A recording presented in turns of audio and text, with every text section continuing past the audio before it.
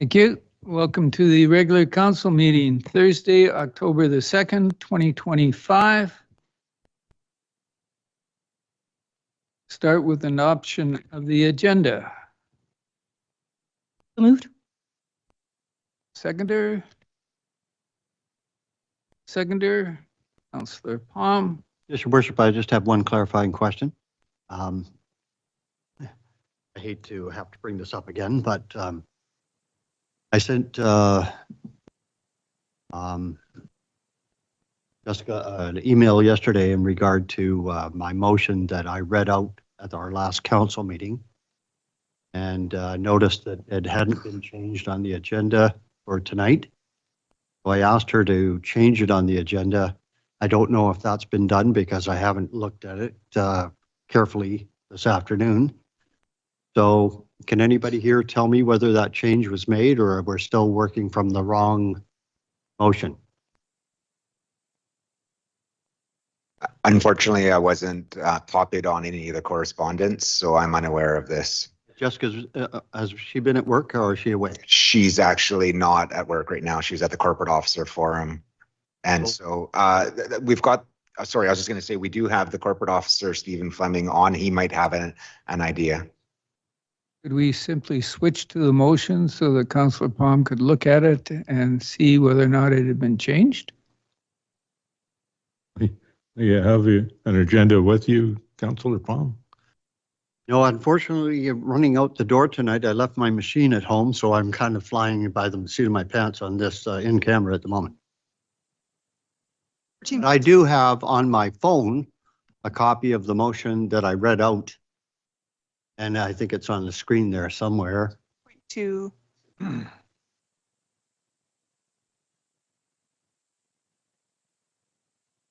First couple of lines of the Tourism Society one was the one that's changed. Do you want me to bring it up and read it to you as to what I want?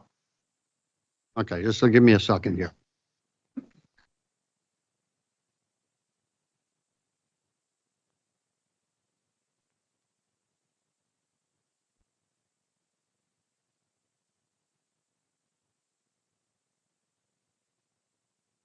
Okay, here it is. So on the email I sent Jessica yesterday, this is what I wanted it to read, which is the original one I gave her way back when. And it should read, whereas Tourism Powell River, in brackets, the Society Incorporated number as section 5.4 and 5.4b, made covenant and agreed to use funds provided to it by the city pursuant to the Tourism Powell River Service Agreement, exclusivity of the purpose, for the purpose to promote the city of Powell River as a tourism destination, not Cathat. So that's different than I believe is what on this is what on the agenda. Yeah, and so me and agree. Yeah. That's the only change. Minor. But it does make a difference in terms of emphasizing that it's a society that agreed, not the city.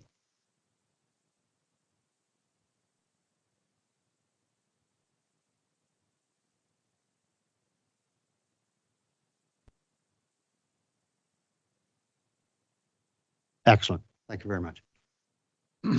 Any further questions on the agenda? All in favor? Passed unanimously. A motion to go to close. Councillor Isaacson. I move that council move into a closed meeting to discuss matters covered by the community charter under section 90 part 1E, the acquisition, disposition, or expropriation of land or improvements if the council considers that disclosure could reasonably be expected to harm the interest of the municipality. Second by Isaacson. Any further Elliott, any further discussion?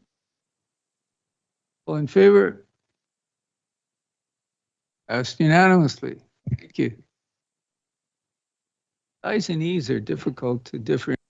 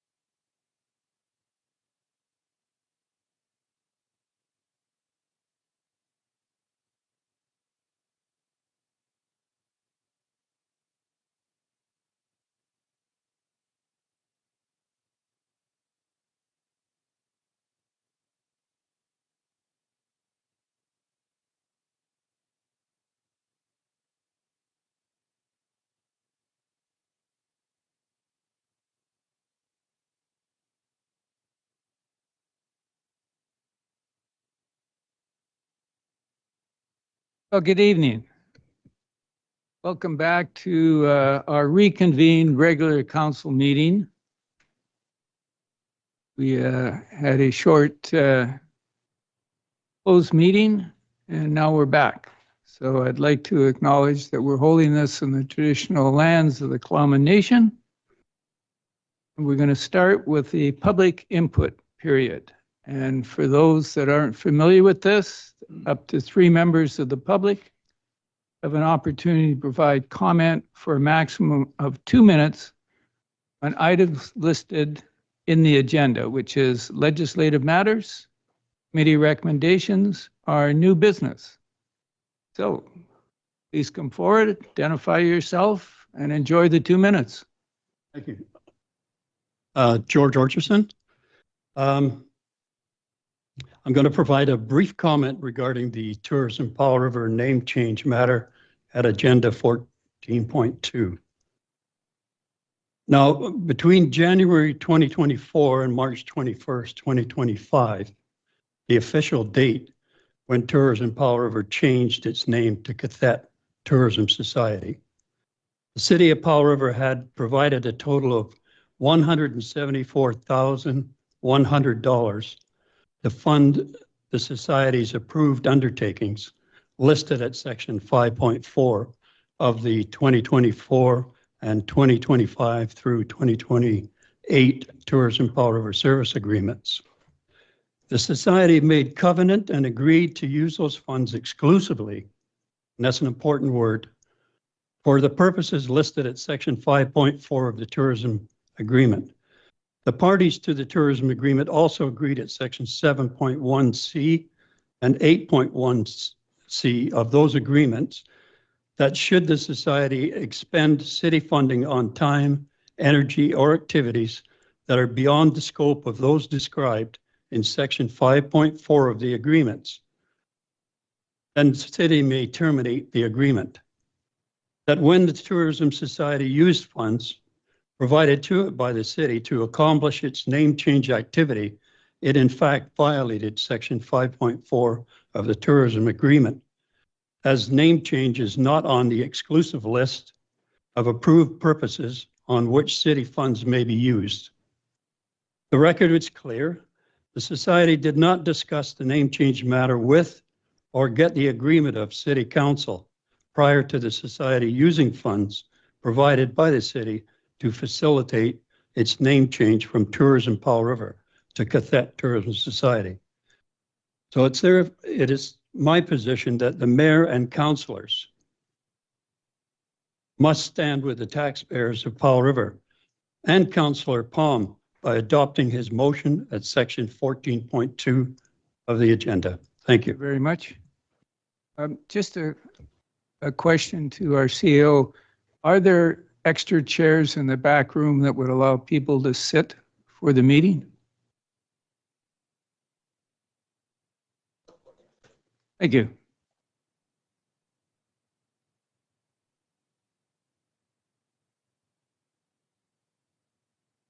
Anybody online that wishes? Great. Anybody else here? Okay. Done? Done? Yep. Thank you. Just give one minute for the chairs to arrive, and there'll be less commotion.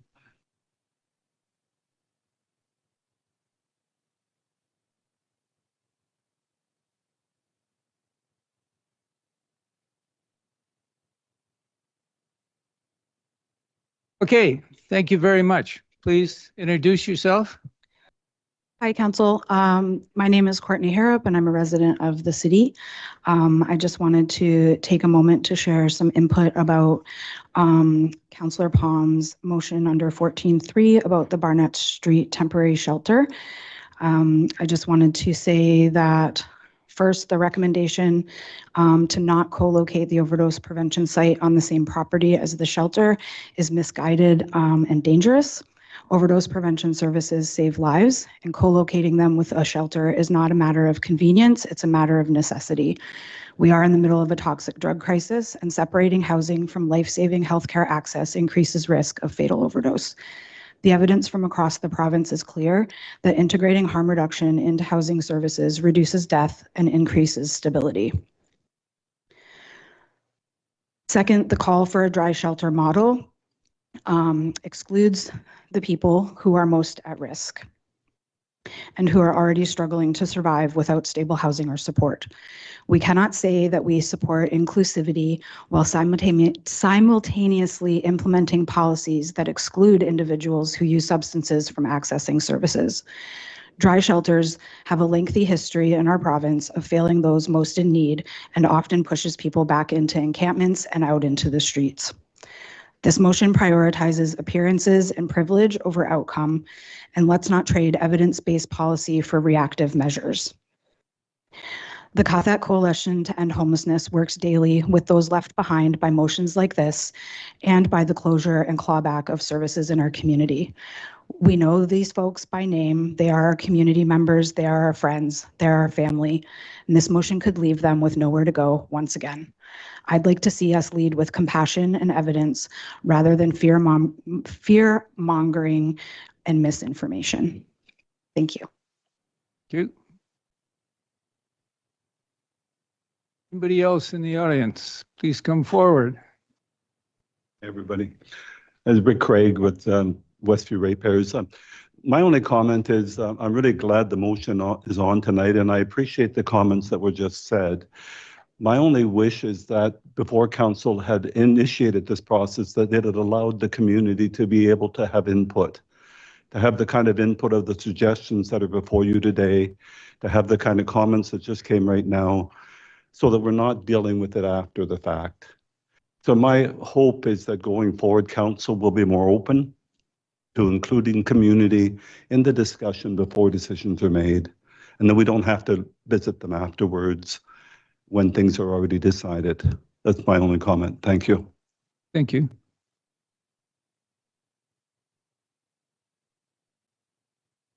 Now move to item 9, which is the consent agenda. I move that the October 2nd, 2025 consent agenda to be adopted. Second by Councillor Southcott. Any discussion? All in favor? Motion passes unanimously. We'll now move to 11, which is legislative matters. 11.1 is the 2026-2030 financial plan.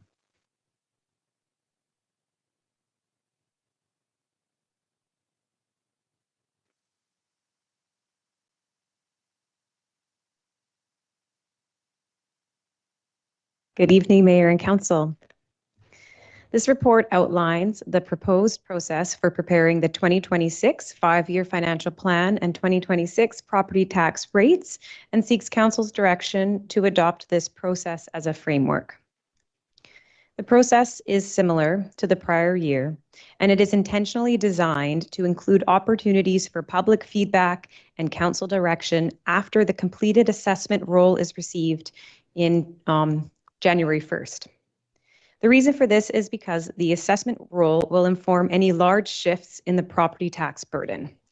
A shift in the property tax burden is when revenue from one class decreases so that revenue from the other classes need to increase.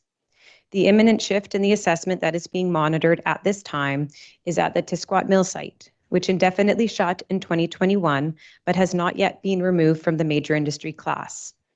The mill is almost 20% of the city's property tax revenue, so any unfavorable change to the assessment will shift the tax burden to the other taxpayers, resulting in tax increases. This council has been prudent in saving $2.2 million in a property tax stabilization reserve fund to smooth out the potential transition to higher property taxes for the other taxpayers that would be affected.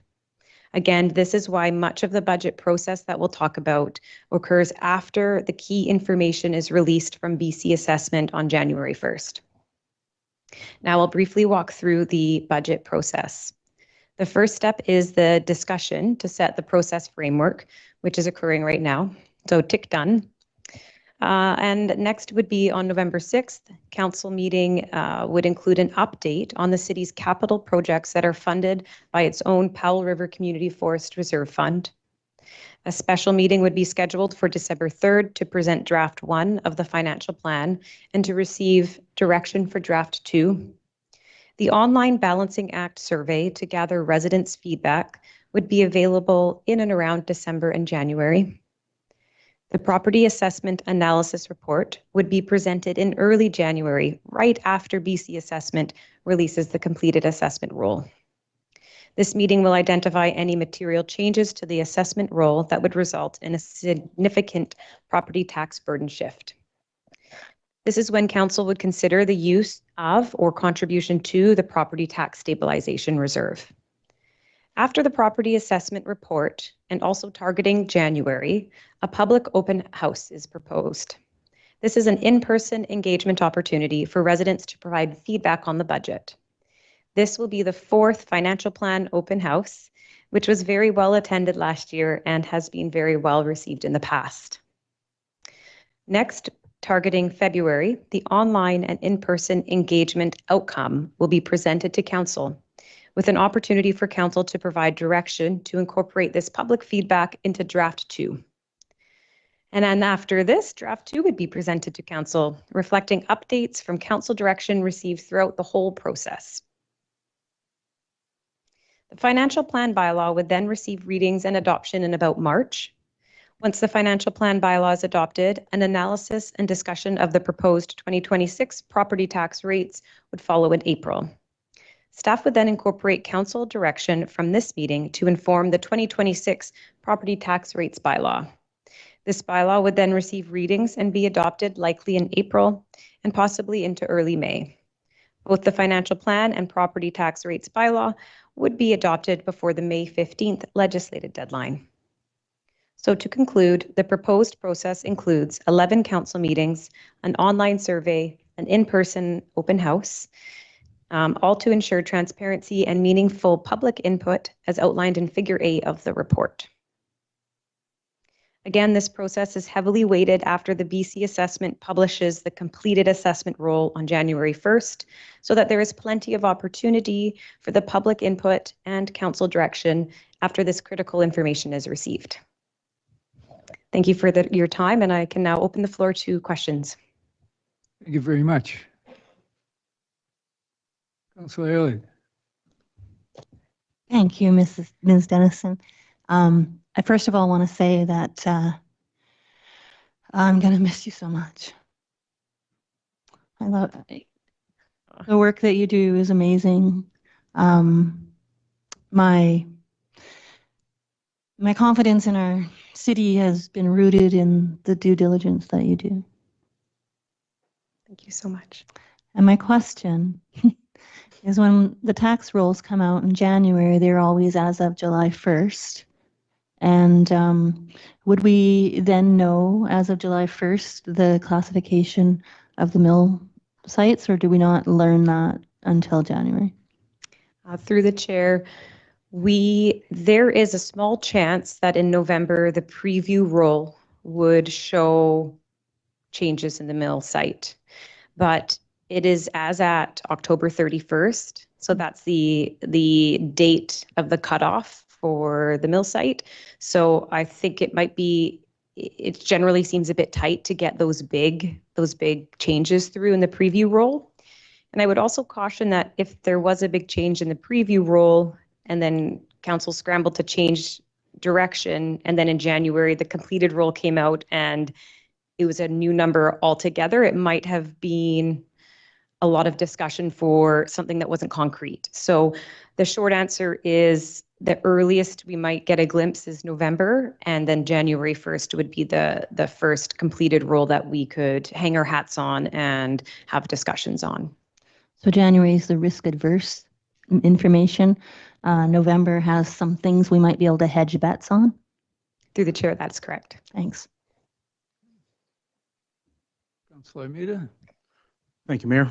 I was just curious about the special meeting on December 3rd, as I believe that's not on the original schedule that we had.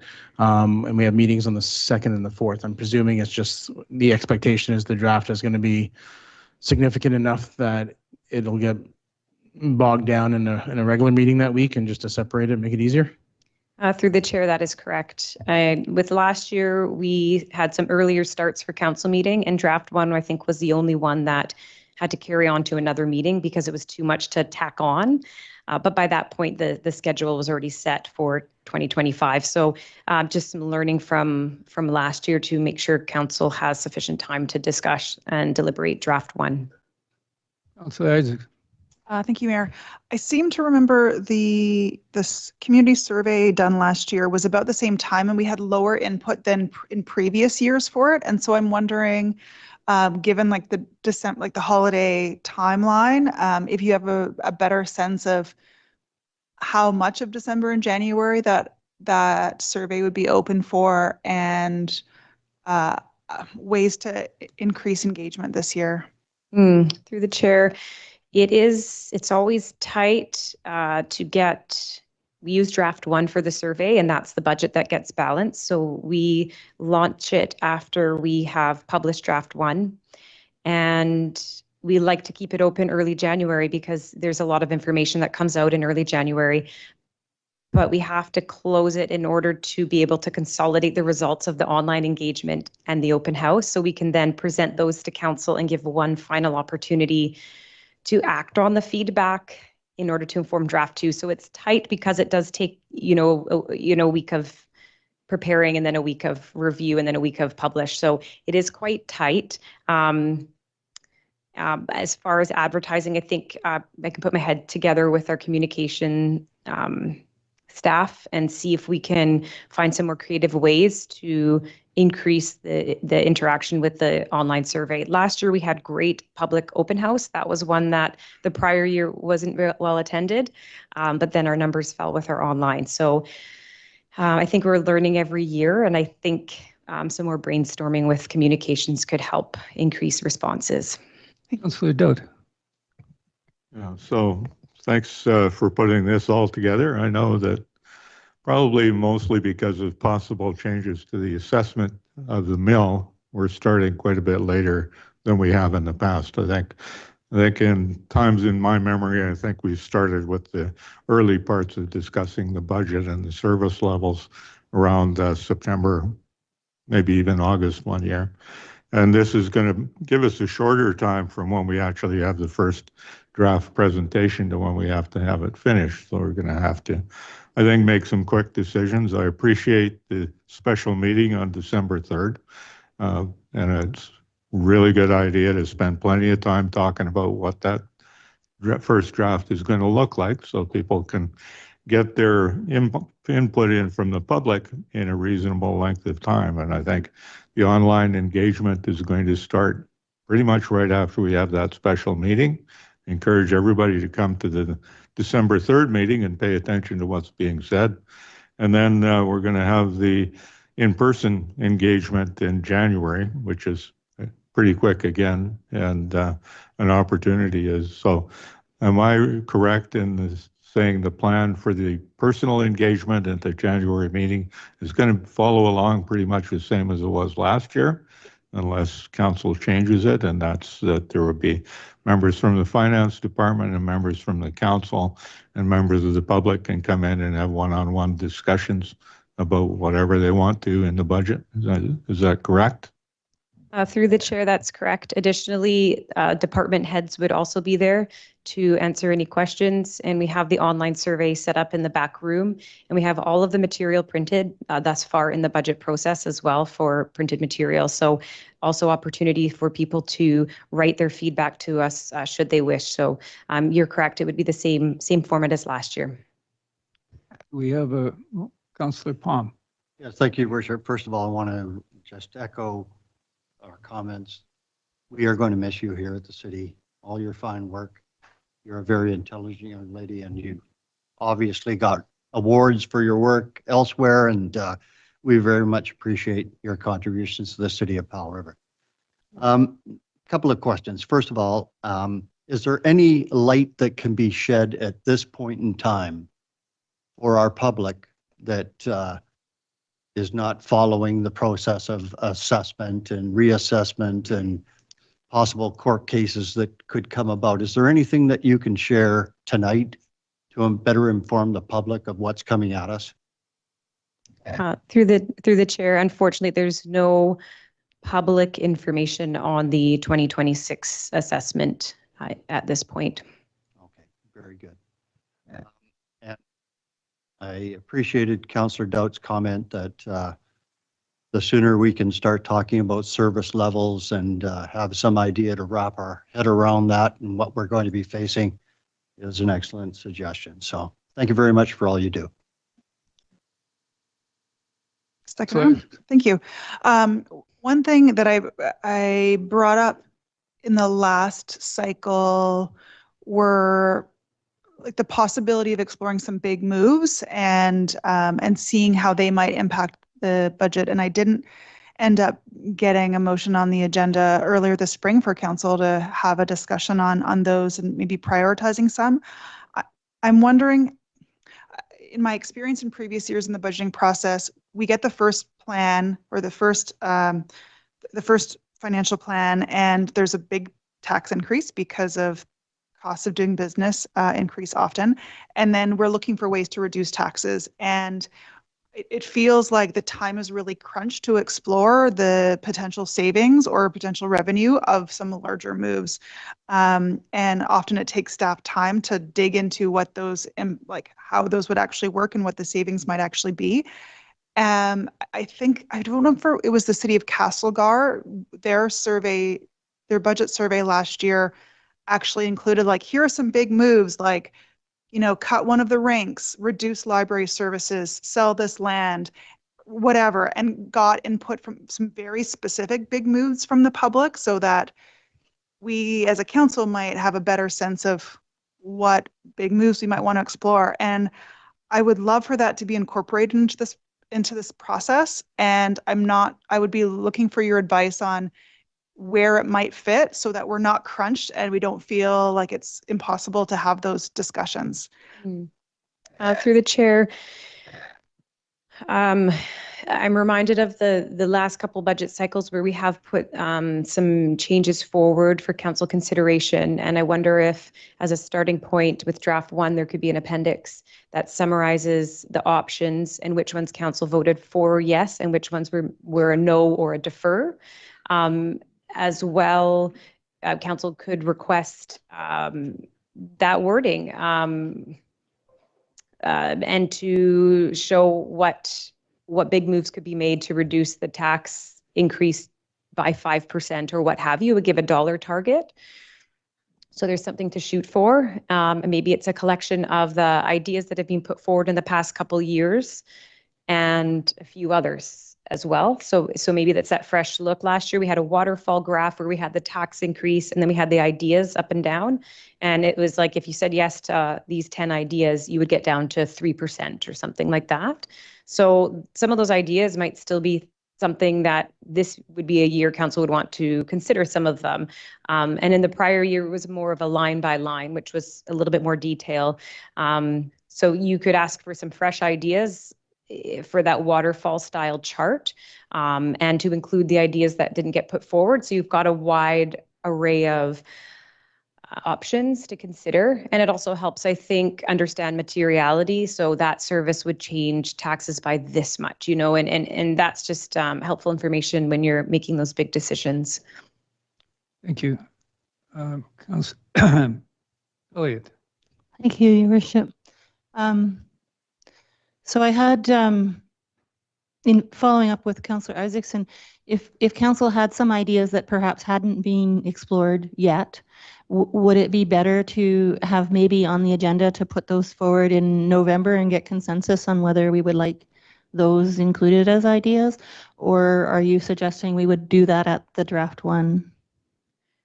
Through the chair, you could do either approach. If you do it early enough in November, it could inform draft one, but the cutoff for draft one will be early November. So it might be too tight to turn that around. So I would leave that to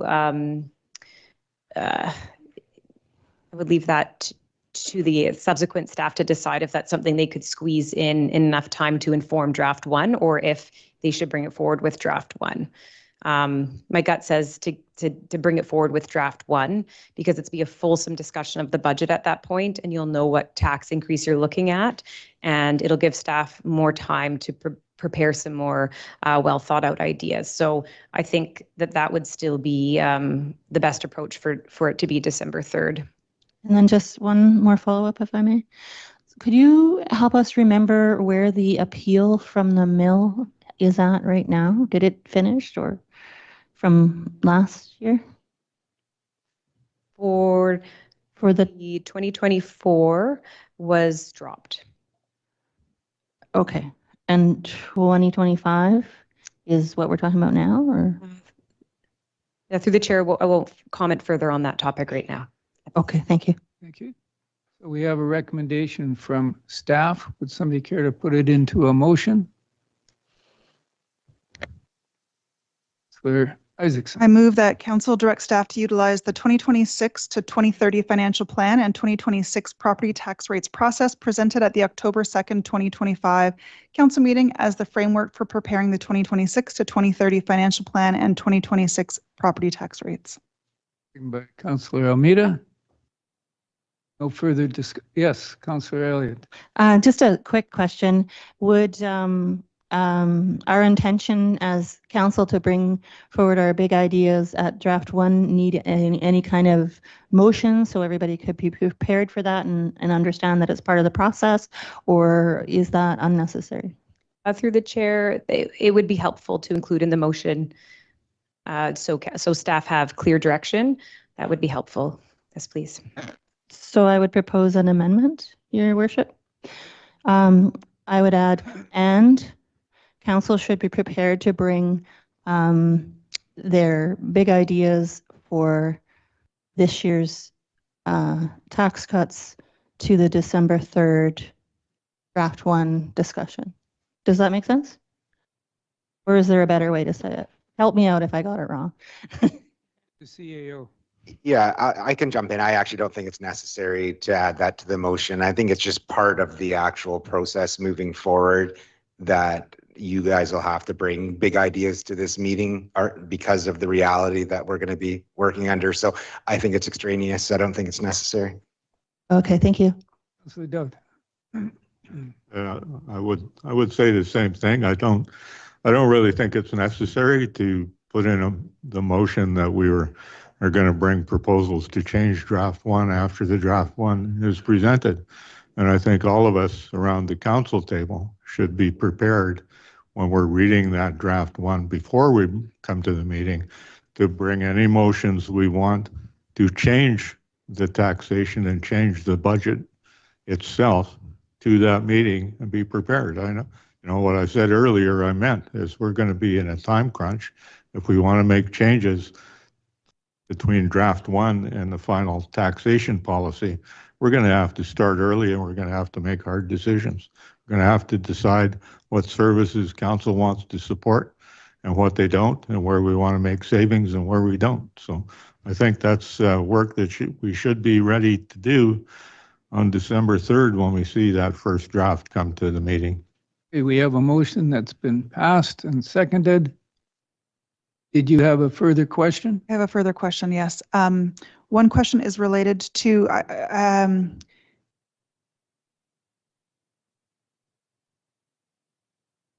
What is it related to? sorry, I was just distracted by the chamber.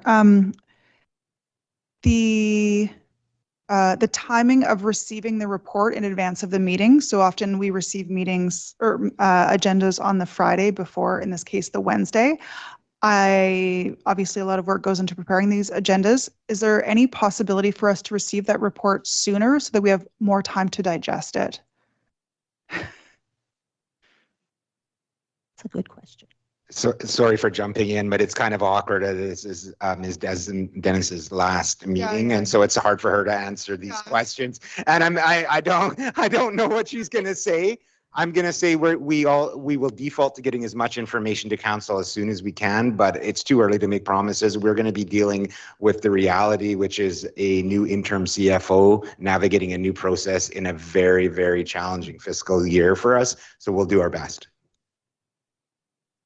Okay. See no further. I'm going to call the question. All in favor? Motion passes unanimously. We'll now go to 11.2, which is permissive tax exemptions bylaw for 2026. Thank Please. you. The permissive tax exemption bylaws before council reflect the council direction provided at the September 18th council meeting to approve a 93% exemption for all eligible applicants. Since the September 18th meeting, however, an application from the Sikh Society, which was submitted in June, was released from the city's quarantine. Had this application not been caught in the spam filter, it would have been included in the September 18th recommendation to receive an exemption. Since the bylaws have not received readings yet, council may consider amending the second motion to what is shown on the screen, which would also extend a 93% exemption for the Sikh Society. With that, I'll almost conclude my presentation because before I fully conclude, I'd like to say a few words. As you know, I've accepted another position with a different employer, which was an extremely difficult decision. So this is my last council meeting as the city CFO. And it has been an absolute honor to serve the city of Powell River for the past 8 years, and in particular to work alongside this council during my time as CFO. Over the past 3 years, I've had the privilege of supporting you in making decisions that shape the financial stability and long-term sustainability of our community in particularly challenging financial times. I deeply value the trust you have placed in me to steward the city's resources, and I am deeply grateful for the opportunity to have worked with such a dedicated council. I know your commitment to the community has always been evident from day one when we started working together. Your leadership has made my role both rewarding and meaningful, and I leave with great respect for the work that you do and your guidance for the city going forward. Thank you for your support and confidence throughout my time as CFO. I wish you all well in the future. Thank you.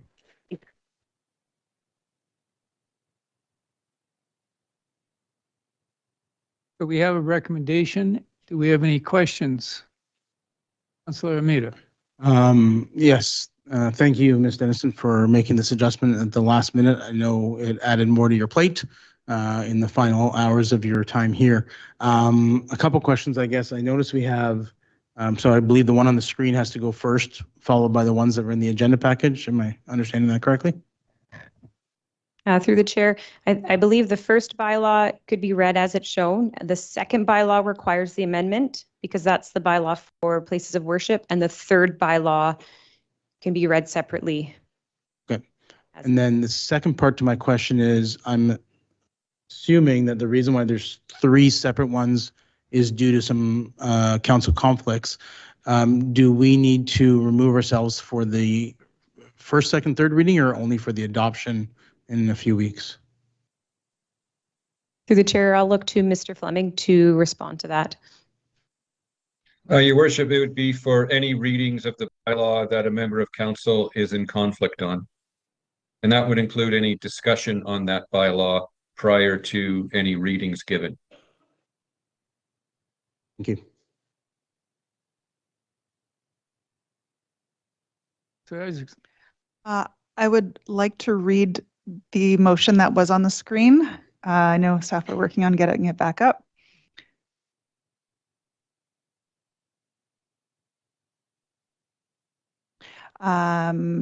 So the one about the changing.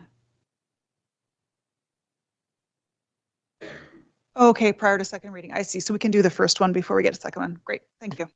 So I'll start. I move that City of Powell River permissive tax exemption bylaw number 2780/2025 be given a first, second, and third reading. Second by Councillor Almeida. Excuse me. Any further discussion? All in favor? Passes unanimously.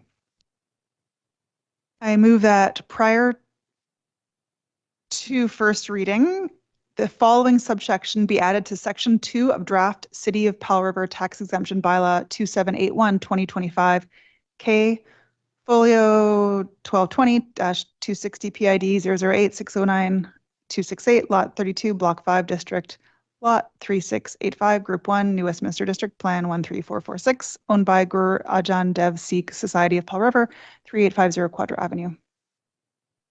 By Councillor Elliott. All in favor? Passed unanimously.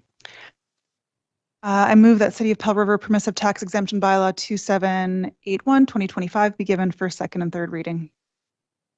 Councillor Almeida, second. All in favor? Is there anybody opposed? No, passed unanimously. I believe I have to step out. Great.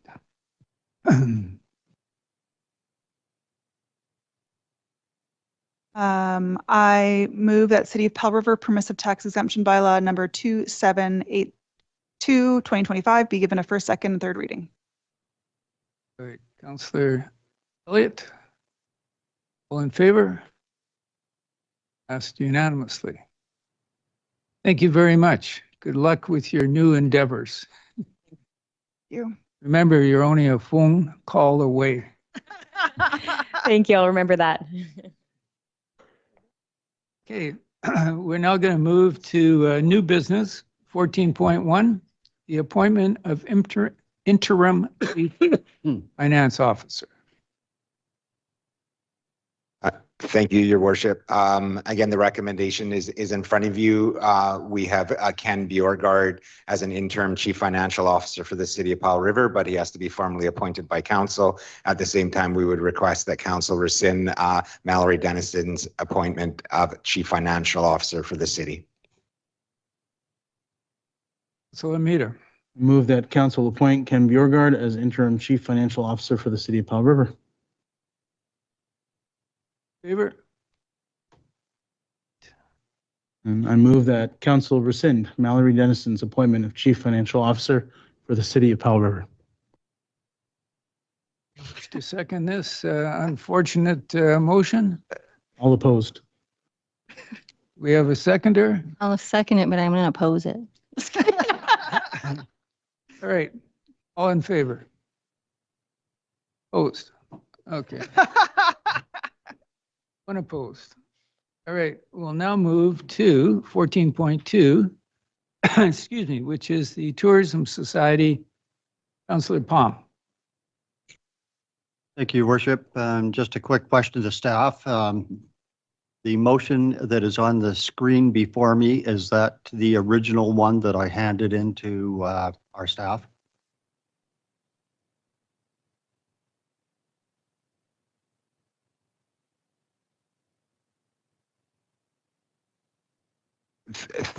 Through the chair to Councillor Palm, you'll notice that the motion that is up on the screen now with the bolded words is the motion.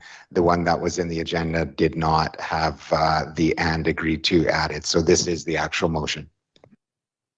Thank you very much.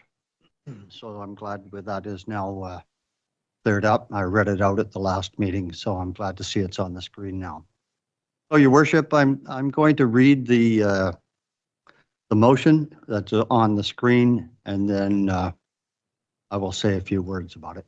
So, in regards to tourism, whereas Tourism Powell River, the Society, Incorporation number S00304113 at section 4.5 and 5.4 and 5.4B made covenant and agreed to use funds provided to it by the city pursuant to the Tourism Powell River Service Agreement to use funds provided to it exclusively for the purpose of promoting the city of Powell River as a tourist destination, not Cathat, and whereas the society used city funds to change its name from Tourism Powell River to Cathat Tourism Society, the society breached section 8.1C of the Tourism Powell River Service Agreement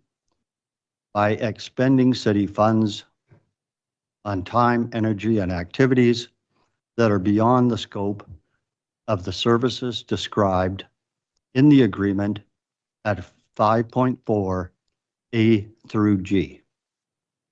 Therefore, be it resolved that should the Tourism Society be unwilling to change its name back from Cathat Tourism Society to Tourism Powell River, the city under section 8.1 shall terminate the agreement forthwith by providing written notice to the society pursuant to section 9 of the Tourism Powell River Service Agreement. I will second the motion for discussion.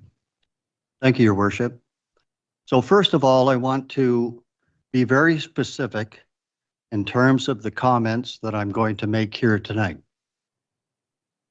Before I make comments in terms of this motion, or the second one that I'll be making later tonight, the reason that I brought these forward is simply for discussion purposes and for council to weigh in on the subjects being proposed here.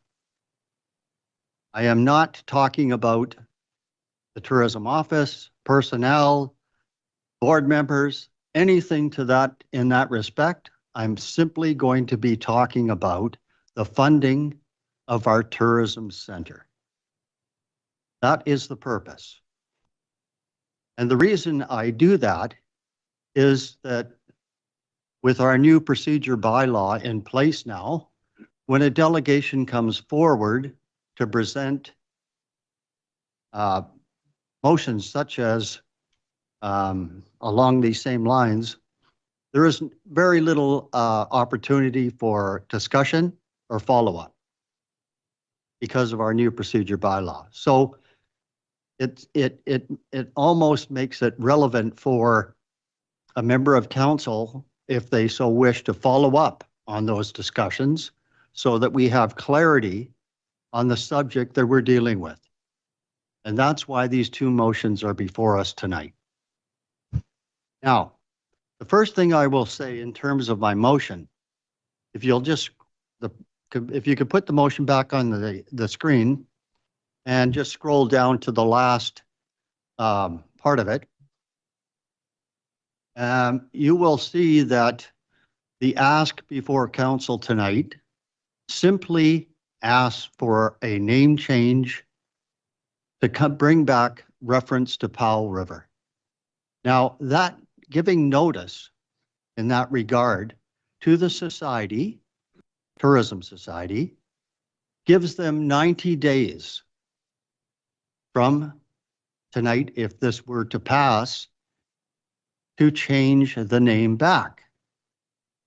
It's not a done deal here. The society will have a great deal of time to deliberate and plan their course of action. So it's a simple ask, and it's a reasonable request considering the facts that I believe Mr. Orchardson laid out earlier this evening. We all heard them. We have a contract, and that contract, when it was renewed, provided our tourism society with over $500,000 for the next 3 years to run their operation. That $500,000 is exclusively city funds from the taxpayers of Powell River. I don't think I can be any clearer than that. Now, if it wasn't for the city funds being contributed, which are 74%, I believe, of the government funding that the society receives, they would have a hard time operating and keeping the lights on and doing promotion for the city of Powell River. Now, I don't want to belabor the point that I'm trying to make here, that there was definitely a lack of notice. There was definitely a lack of consultation when this was brought into force. This was planned long ago while those negotiations were taking place to put a new contract in place. Let's not lose sight of that. So it's a simple ask tonight. I've said my piece. I've stayed to the point. And, Your Worship, I will allow you to ask for further comments before we vote on the motion. Yes, Councillor Armida. Thank you, Mayor. I can't vote in favor of this motion for multiple reasons. Councillor Palm's motion refers to the name of the society. Nowhere in the promotion of the visitor center does it say visitor center run by Cathette Tourism Society. In fact, LIFT, Inclusion, MICLAT, or any one of the societies in this community could apply when the application comes up to operate the visitor center if they so chose to. And they would get the same contract to operate the visitor center. The sign on the front of the visitor center says Visitor Information Center. There's a logo for Powell River on the front. The website still says Tourism Powell River or Discover Powell River, whichever website it is. It has nothing to do with the name of the society. And second to that fact, the society has $7,000 in member revenue that comes from membership that has nothing to do with city funds. It has another $6,600 that comes from renting a room in their office that they have to rent from a private landlord. So that's over almost $14,000 in excess revenue in addition to what they receive from the city and the QRD. And the total cost for the name change, because there were no legal fees involved, was just the society cost, which amount to $80.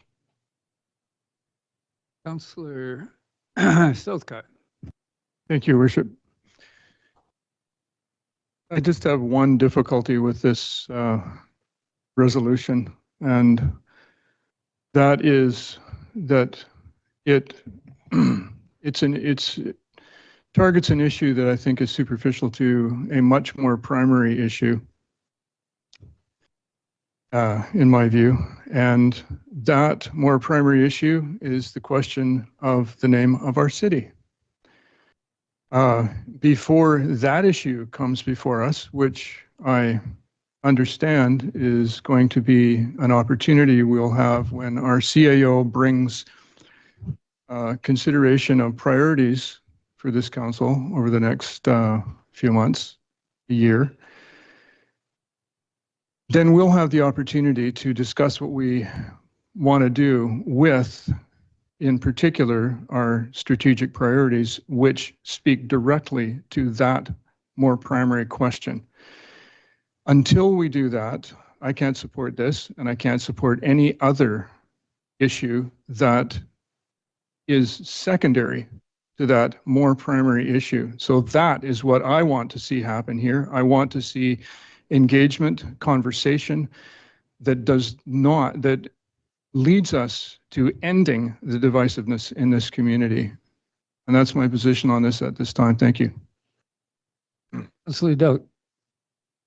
So I've looked at the motion. I've actually read the contract between the Cathette Tourism Society and the City of Powell River to provide services. It does not say that the society will provide tourism services to the City of Powell River and not Cathette Regional District. Matter of fact, Cathette Regional District provides a percentage, almost a quarter, of the funding for the tourism center to provide visitor information for the entire regional district. And for those who aren't aware, all of us who are ratepayers and taxpayers in the City of Powell River are also ratepayers and taxpayers in the Cathette Regional District. We are the Cathette Regional District. You know, I would suggest that you go and check your tax notice, and you'll find on the tax notice a line for Cathette Regional District property taxes. So that's there. That's a fact. Okay? The motion doesn't ask Cassette Tourism to consider changing the name. It just somehow assumes that will be done. I don't think it should be done, okay? I think they've got the right and they have the ability to change the name of their society to whatever they want it to, as long as they provide the services that they say they'll provide, okay? Councillor Southcott and myself and a member of the regional district board were... Point of order, Chair. Sorry, not against the speaker, but against the chamber. We should not be hearing boos from the chamber during discussion. So today, Councillor Southcott and myself and Jason Lennox, the director of the regional district, were at a coastal tourism destination marketing effort, which was working to market the entire coastal and island tourism business, looking for input on what was available for tourism activities in Powell River, Lund, everywhere else on the coast, the southern Sunshine Coast. A great event. And this is what they do. It's what they do for the contributions we make to the society. It's not to have an argument about what the name of the society would be. We pay them to promote tourism, and that's what they do. I'm not in favor of this motion. I don't think we need to ask them to change their name, and I think we should be spending our time and effort on more important things. Councillor Early. Thank you, Your Worship. I first want to speak to some inaccuracies within the motion.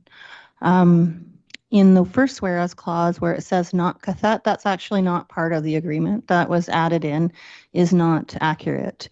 It is in fact impossible to promote the city of Powell River without promoting Cathet, because just like BC is part of Canada, the city of Powell River is part of Cathet. We are part of the Cathet Regional District. And so there is no such thing as promoting the city of Powell River without also promoting Cathet as a tourism region, because we are one and the same and the both. Cathet is larger than the city of Powell River, but the city of Powell River is fully contained and part of Cathet region. And so I know that some people don't like to think of it that way, but that is exactly how it works.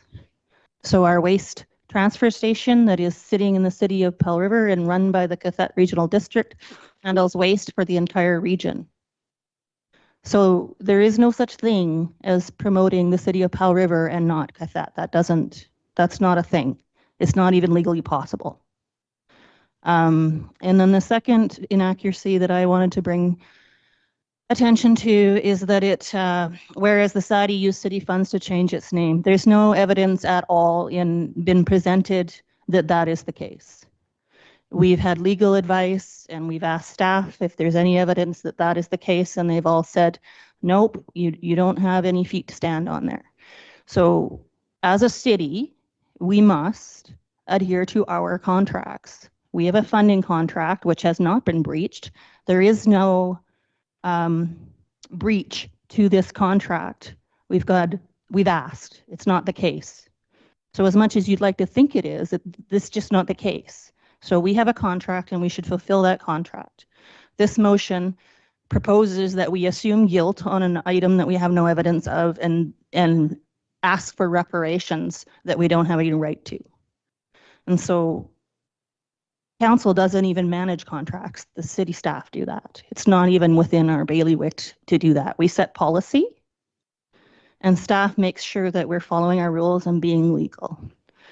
So our advice is the contract is not in breach and we must follow through with that contract. And so the whole motion is out of order. It's not within our purview to mess with contract administration. So those are my comments. Thank you. So here's my position. We've heard a lot of googly gawk about lawyers, etc. To me, this is very simple. The Cathet Tourism Bureau should have had the courtesy to come to council prior to them asking for funding and saying, we intend to change the name. That would have provided a simple approach which would have showed some reasonable consideration for all of the people in Powell River that were going to fund this.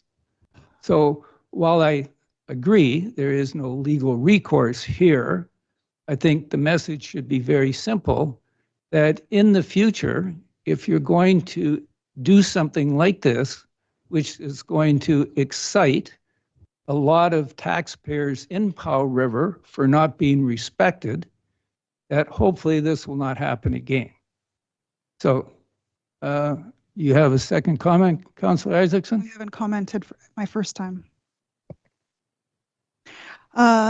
So I think I won't repeat what's already been said, but I would like to state that I think it's irresponsible for material in our agendas to make claims that are not factual, even though they are stated as fact, because it gives the impression, even though it is a motion from a member, it gives the impression because it's promoted in our agendas. Point of order. Could you explain which one was not factual so that we can appreciate that what you're saying? Councillor Elliott pointed to two. And so so when things are published in our agenda, I think the public feels that it's the truth that's published in our agendas. And sometimes items in our agendas are reported in the media, and people take that as a truth when there's more information or incomplete information or inaccurate information that's not included. So I think it's irresponsible for our agendas to be used in these ways. I would prefer not to see motions from any councillor made about any society in this town that states things in a negative light that are not factually accurate. I don't think it reflects us well to be disparaging the ability of organizations to uphold their agreements to the city in public if they're not based in fact. So that's one of my concerns. While public engagement or engagement with council could have been a choice of the society, I wasn't looking for it in the sense that we are absolutely a major funder, but we are a major funder of a number of societies in this community that operate independently with independent boards. And I'm not interested in delving into the operations of those societies. And this is a topic that the topic at hand is not about public engagement. The topic is whether or not we feel that they breached their contract and whether we want them to do something about it. And I don't support this motion. Thank you. Any further comment on the Councillor Palm? Thank you, Worship. I would just follow up with a couple of additional comments after the comments I've heard just now. And first of all, Councillor Almeida alluded to the fact that there was a cost of $80 to the society to change the name. I first of all want to state this is not about the name change of Powell River. This is the society changing their name. It has nothing to do with the name change of the city of Powell River. However, the $80 that was expense, Councillor Almeida, the government funding that goes into their coffers is 3/4 represented by the taxpayers of this community. So don't try to tell me, they all go into general fund. Don't try to tell me that they just reached over here into this one and pulled those funds out. That's not the case. When you look at the overall funding of the office to run Powell River Society, the taxpayers are paying the bills to the tune of $500,000 for the next 3 years, where there was no consultation prior to us raising our hand and providing that new contract. So, number one. Number two, Councillor Elliott referred to legal. Well, there was a legal opinion that was brought forward, but it was from another citizen's questions regarding, I'm not sure what, but it's not talking about what I'm talking about here tonight. That's our contract, A through G, and what it stipulates. That was for one sole factor, to promote the city of Powell River. So let's get away from the legal nonsense. And the last part, the contract is the contract. Don't lose sight of the contract. Thank you, Worship. Okay. Councillor Almeida. Mr. Mayor. Palm, the legal opinion was received because I asked staff a question back in June when the name change became finalized, whether there was a breach in contract. And then staff took it upon themselves to get the legal opinion, and the legal opinion determined that there wasn't any breach of contract that was already done. So it's not because somebody from the community did it. Staff got the legal opinion because I asked a question, and that's what it was. You can make up all the other stuff you want, all the other things about vision and this and that, and whether you take 10 cents from here and 10 cents from there, there's plenty of revenue that is not city money that is in their budget, and they used $80. Okay. Worship, just one. Point of order, Chair. Point of order, Chair. Whoa, whoa. Point of order, Chair. There's a You procedure. shut up when you. Point of order, Chair. Easy. Respect. You Point of order. quit talking. All right. Okay. I challenge the chair. You cannot talk. Okay? I propose a recess, Chair. No, You've lost control of the meeting and aren't following the rules of procedure. no. When you have a point of order called, if those of you on council can read, you can see in front of you what the procedure is. The person who calls for a point of order is silent, and that allows the chair to make a ruling. If there is a consensus against the ruling of the chair, then it can be revisited. So I think we should take 2 minutes and read in front of us calling a point of order. Then we'll be able to have this discussion. Point of order. We're taking a 2-minute recess so that all council can read calling a point of order.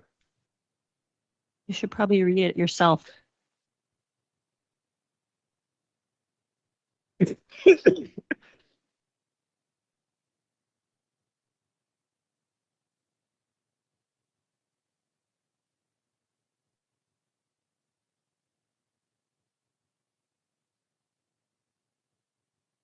Your job was to recognize the point of order and ask what it was.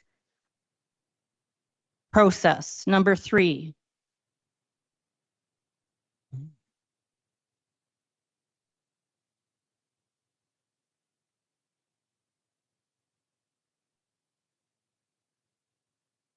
Okay, let's get back to business. I'm going to ask our CAO if the corporate officer would like to provide some direction at this point.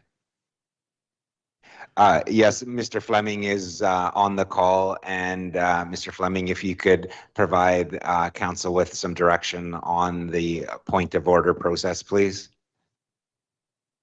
Okay, I will read from the bylaw. So under points of order, in addition to the presiding member's duty to preserve order and decide points of order that may arise, the presiding member will call a point of order if a motion or conduct is contrary to the rules, whether or not another member has raised a point in connection with the motion or conduct. If a council member raises a point of order in connection with the motion or conduct of a speaker, the member that called the point of order will cite the appropriate rule or authority that has been contravened and will define the corrective action to resolve the contravention. That's step 1. Step 2, the speaker must cease speaking when called to order and while the point of order is being stated. 3, the presiding member will decide on the point of order. So those are the 3 steps that take when a point of order is raised. Then it gets into if the presiding member is of the opinion that the conduct is contrary to the rules, the presiding member will cite the rule or authority without argument or comment and direct the corrective action as previously stated. The ruling of the presiding member may be appealed. And then on appeal, there's a vote that the mayor doesn't get to vote in. So then it goes on to discuss that process, Your Worship. Thank you very much. So we have a motion on the floor. And I raised a point of order. And so now to explain the point of order, in council meetings, we're meant to only speak once to a motion. And because we're starting to speak twice, we're getting into debate and some, I think, comments towards each other that are unkind and not decorum. And so I think it's possible to call the question without calling on further speakers. Thank you, Chair. Councillor Elliott and then Councillor Palm. I also raised a Sure. point of order. Before you've pointed out to us that there is a process for determining points of order. The first one is for a member to call a point of order. Second one is for the chair to ask the member with the point of order to explain what their point is and what is behind that in our rules. The next thing is not to go around the table and have a discussion about further points of order. The next thing in the list is for the chair to make a ruling, whether there is a valid point of order or not. And then the body can figure out whether they accept that. That's what's written in the rules of order, is what's written in our Councillor policy book. Elliott. I think have- we're at the spot where you're Mr. supposed Mayor, to rule I on that. have a point of order. So do I. And I was recognized. Okay, so Well, So I do have a just point of trying to order, but get- it can wait until you're finished with the first one. very good. Thank you. Yes. That resolves that issue. So we're looking for your ruling, Mayor, on whether the point of order of that we should be only speaking once and the remedy being moving to calling the question, whether you agree with that and whether you'd like to take that course. from my experience, very seldom have we ever not allowed second or third questions on motions. I think in consisting with what we have done in the past, I will allow subsequent questioning on this. Now, Councillor Elliott and then Councillor Doubt. So I also raised a point of order. And my point of order is that we have a conduct, expectation of conduct on our council, and yelling shut up at people isn't part of it. And so I think you owe Councillor Isaacson an apology for that, because she was not out of order and she wasn't doing anything wrong. She was simply trying to explain her point of order, which is part of the process. Okay. And then you further said all of us can't read. And that is also not respectful. So that is my point of order, Your Worship. All right. So I apologize for the insensitivity of my comment, which I thought was due course, because normally as Councillor Doubt pointed out, after somebody says call of order, they are quiet. And then the chair requests them to comment further on why they think there was a point of order. In this case, the councillor did not allow me that opportunity. She kept talking, but I agree, perhaps was insensitive. So let's move on to the second point that you have, if you have one. No, I appreciate that. Thank you very much, Your Worship. I think we should go on to calling the question or finishing your debate on the motion that's on the floor, which I don't think there's any useful debate yet. I think all points are repetitious. Okay, so Councillor Doubt, did you have a further comment? My comment would be the same as Councillor Elliott, is that I think we have gone to the point where everybody has explained their position on the debate. We're deteriorating into personal attacks, and I think we'd be better off just to vote on the question. Great, we have a motion. Councillor Palm. Yes, thank you, Your Worship. Last word. I'm sorry that this motion has caused this dialogue to happen. Very unfortunate. My ask is very simple. Give the society 90 days to respond to our request. That's what the motion reads. And I would be very happy if the society would write back to us if we were to pass this motion and simply say, point well taken. Let's call the tourism society, Cathat Society, Powell River / Cathat society so that we encompass the entire region, which I have always advocated for from the days when I was on the regional district board. The betterment of all that live in our entire region is what I'm advocating for, Your Worship. Thank you very much. Okay, we have a motion on the floor. Does anybody care for it to be reread before we vote? Apparently not. All in favor? Opposed? Motion is defeated. All right. That's, okay, that's, Can you call the gallery to order, Mayor, please? There's some swearing and rudeness from it. yes, if we could ask that the council chamber is respectful. And we'll now go on to the next agenda item, but there was so much energy there that it's caused my computer to go to sleep. So, Councillor Palm, I believe you had the next item. Thank you, Worship. You heard my initial comments as to why I've asked for this motion to be on tonight's agenda. It's the same rationale. So this motion is entitled Barnet Street Temporary Shelter Recommendations, and these came from the public. So I will simply read it and then have a few comments. Whereas on August 19th, 2025, the Westview Ratepayer Society Supportive Housing Committee delegation made requests on behalf of the safety and well-being of residents, businesses, and BC Housing/Vancouver Coastal Health clients. Therefore, be it resolved that Council recommend the following request to BC Housing made by Westview Ratepayer Society Supportive Housing Subcommittee at the August 19, 2025 Committee of the Whole meeting with regard to the new 24/7 shelter and OPS project on Barnet Street. 1. Lease terms between the City and Provincial Rental Housing Corporation/BC Housing Management Commission must protect and safeguard the community. 2. 24/7 security at the project site provided by an independent third party.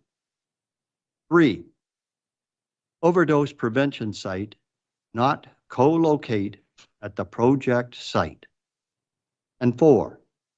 Shelter remains inclusive and operates as a dry facility. So, Your Worship, I'm going to go through the points that the public is asking for. Councillor Palm, the motion has to be seconded for discussion. So I'm seconding the motion for discussion. Thank you, Your Worship. Much appreciated. So let's just take a look at the asks of the delegation that came forward previously. And number 1, lease terms between the City and Provincial Rental Housing Corporation, BC Housing Management Commission must protect and safeguard the community. So it's very important that the city and the public are aware of what is in the contract between the housing provider and those operating it, so that the public has some kind of idea whether the stipulations of the contract are being met. And we have asked in the past for a copy of the agreement, which hasn't been provided to the city. So I'm hoping that we will get a copy of that so that we can monitor the situation and for the safety of all, not just our citizens, but those that are vulnerable. Everyone needs to be safe. Number 2, 24/7 security at the project site provided by an independent third party. We have also asked for that in the existing facility. They have not met the requirement for whatever reason.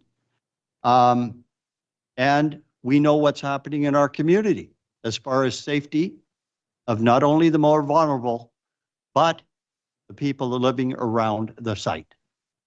And to that note, I have been approached by various citizens that work in the vicinity of our existing building on Joyce. And with winter approaching, the comments that I'm getting from many of the people that work around there is, I don't know what I'm going to do now because I am frightened to go to my car to go home after work. That's what I'm hearing. It's out there. And I hate to hear safety being jeopardized for those good working citizens that are abiding by the law. So, you know, that's a byproduct of what we're putting in place. Number 3, overdose prevention site not co-locate at the project site.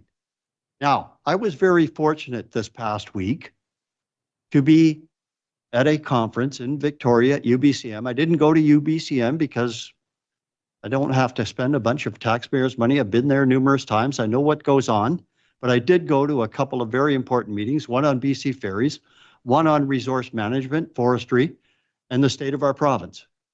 And I was very fortunate to be sitting at my table with an empty seat beside me, and the mayor of Nanaimo happened to come over and sit down. I was allowed to say, Mayor Cronk, I really appreciate what you're doing for my hometown of Nanaimo when you asked for a drug-free, alcohol-free facility to be put in place on Terminal Avenue, which is one of the heart of our business district in Nanaimo. I know it very well. And I asked him, what response from the government did you get? And the government, he tells me, simply said, no. So the article, the news article that was written afterwards states the fact that BC Housing said, no, we need to provide these drugs to help the most vulnerable. But after that, after his ask, the person from BC Housing, the minister, stated in the press that Nanaimo will now be on track to get not a 50, which is Terminal Avenue, which is just supportive, a roof over their head. They will provide a 78-bed facility, which will be very much minimal in terms of drugs and alcohol on that premise. And by asking for this to be passed here tonight, we are simply sending the message to BC Housing that we want the same thing for the new one being proposed by the hospital. That's what we're asking for here. We send a message, and that's simply sending a message that there's got to be a better way to deal, because the present model of a roof over your head and providing free drugs is not working for our community as a whole. I'm sorry to say, but that's just the way I feel. I'm not speaking for anybody else, but that's just me. After I talked to Leonard Cronk, the mayor of Nanaimo, in no uncertain terms that day, I found out that my poor hometown is on the verge of a situation beyond control. So, as I bring up my screen for the last item, which is number 4, shelter remains inclusive and operate as a dry facility. That's the message I want to send, so that we get some traction in this town to try to prevent and have a safe environment for all. That's simple. Thank you, Mayor. Thank you. Councillor Armida, did you have a comment? No. Councillor Isaacson. Thank you, Mayor. A couple of different views. One, to be clear, drugs are not provided at OPS sites. They are not provided at OPS sites. It is a safe place to consume drugs, but drugs are not provided at OPS sites. So I want to make that clear. One thing that I do, one item that I respect in this list here is is the reference to a dry shelter, in the sense that I do think there is a need for more than one shelter serving more than one purpose in this community. And unfortunately, we're not of a size like Nanaimo where we have the opportunity to advocate and situate more than one shelter at this time. I think ideally we wouldn't have to have any shelters because everyone would be housed. But I think it does make sense to have more than one solution to meet more than one need. If you look at the homelessness count stats that were released today by Lyft from earlier this year, I think almost 25% of those who were reached in the homelessness count are under the age of 25. The number one reason for being homeless is not having enough revenue to pay market rent. And number two, conflict with parent or guardian. So there are absolutely vulnerable people, vulnerable youth, vulnerable seniors in a variety of states of being and health. And I think it would make sense to have more than one option, but that's not the option that we have on the table. And I do believe that for many in this community, having health services co-located with housing is really important to ensure that people live long enough to be able to have choices and make choices related to their future health, whether that's going into recovery or being able to, or detox, or finding other paths forward. And I also want to share a counterpoint as it relates to safety and security. I will live a block from the shelter. I do now feel comfortable walking alone at night to and from the hospital, which I've done to emergency, walking past supportive housing, walking in the dark, past the forested area near my home where I know some people shelter. I don't feel unsafe. I can understand that people might feel unsafe in the sense that there's changes in this community and they're not used to it, and things feel different and uncomfortable. And I understand how that can lead to feelings of insecurity and lack of safety, and of some people have been impacted negatively by things that may or may not be related to the shelter in this housing. But to add an alternative or an additional perspective, I feel safe, and I believe I will continue to do so living a block from the shelter. Thank you very much. Councillor Southcott. Thank you, Worship.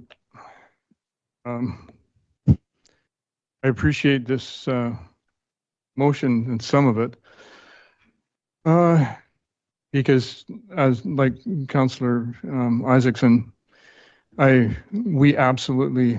community absolutely needs places both for people who can't. Socialization is very central to all of us. And there are many people, as I think she already mentioned, who can't endure being in close proximity with people who are using or drinking or whatever. I saw like slews of evidence of this through my paramedic career. So the aspiration to have a place for people, all the people who do not want to be in proximity to substances, I wish we actually had that. And we actually do have more of that now than we did when I came back here to this community. That was 20 years ago. MICLAD is what I'm talking about, and we've supported that.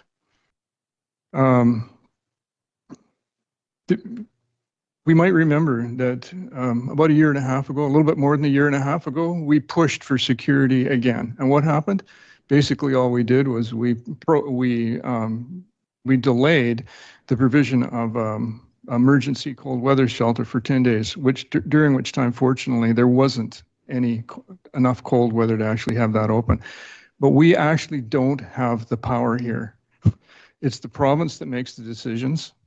We can advocate, we can ask, God knows, we have asked many times in the past, including the example I just gave. And we don't have the power. What we need, we all clearly understand. I'm pretty confident of that.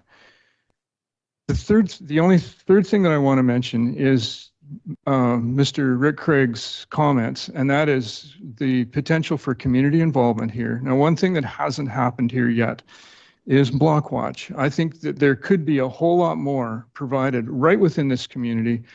Those of us who did attend UBCM, there was an excellent presentation on the Monday afternoon called, wow, it had to do with the street disorder. That was the title of the, and there were excellent experts who provided a lot of insight.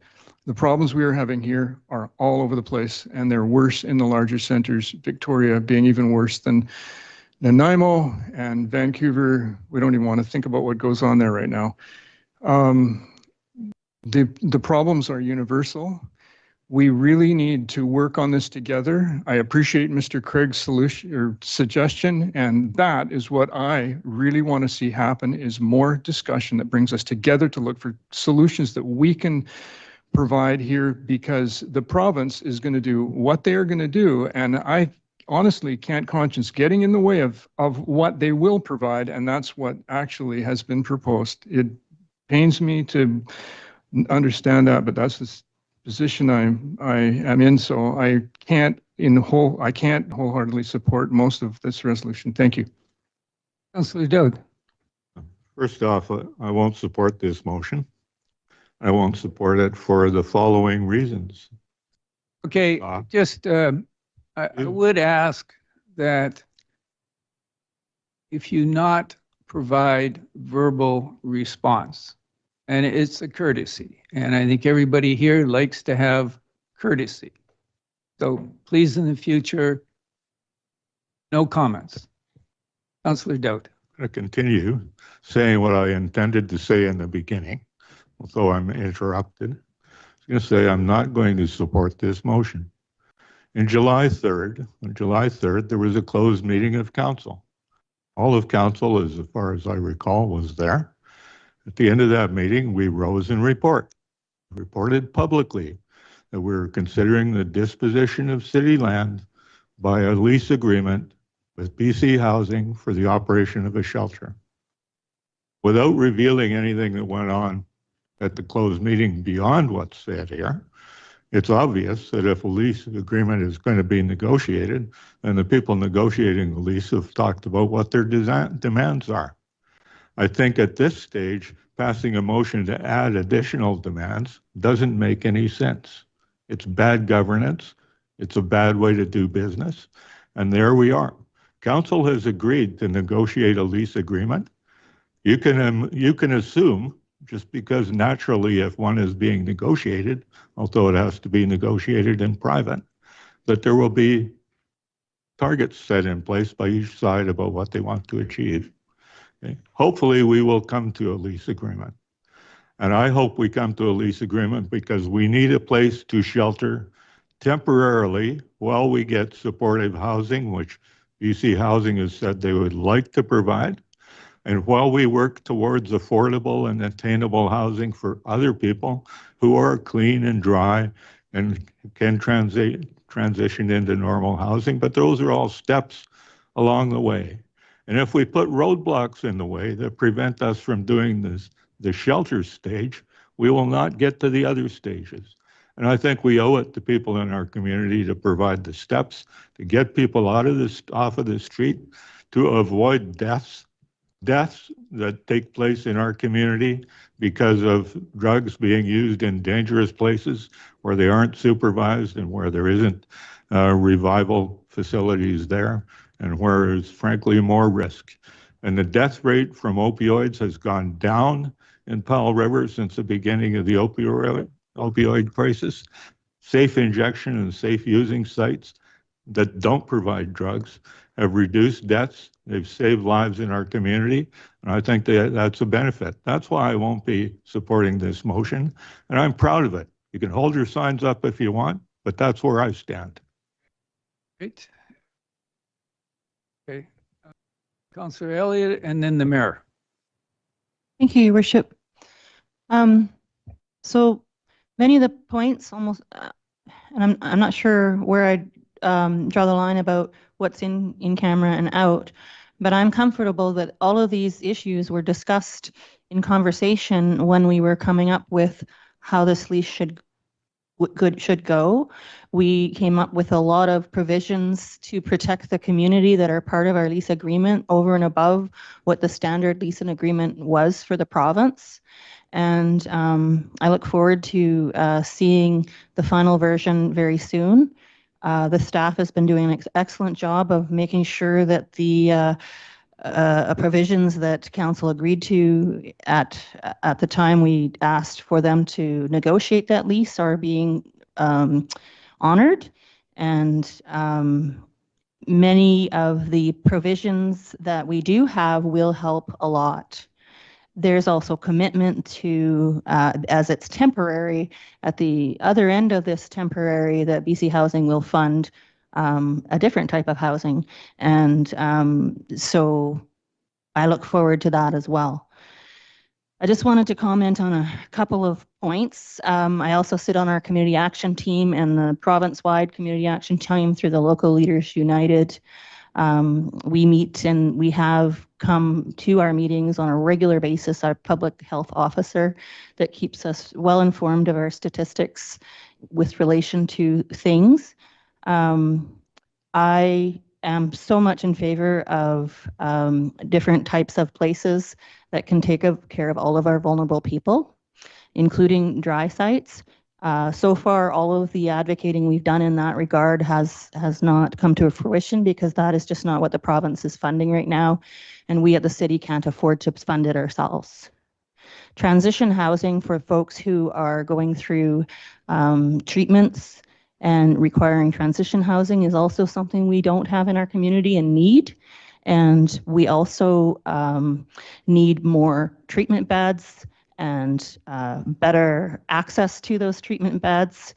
We're talking about policy at the provincial level that might include more involuntary treatment for people that might help with repeat offenders for street crime. And the main holdback for that is the lack of treatment facilities that would be appropriate for involuntary. And most of us know that there isn't even enough treatment beds for the voluntary folks, which would have a higher success rate, let alone needing the involuntary beds. And so how do we split our resources? And that debate is happening at the provincial level right now. I kind of think we need a bit mix of both, but I wouldn't want to see a single voluntary treatment patient have to wait while we're filling up involuntary beds. It doesn't make sense. So the overdose prevention site, if it is located in a different place, increases risk to not just all community members, but those people who require it, and to the shelter itself.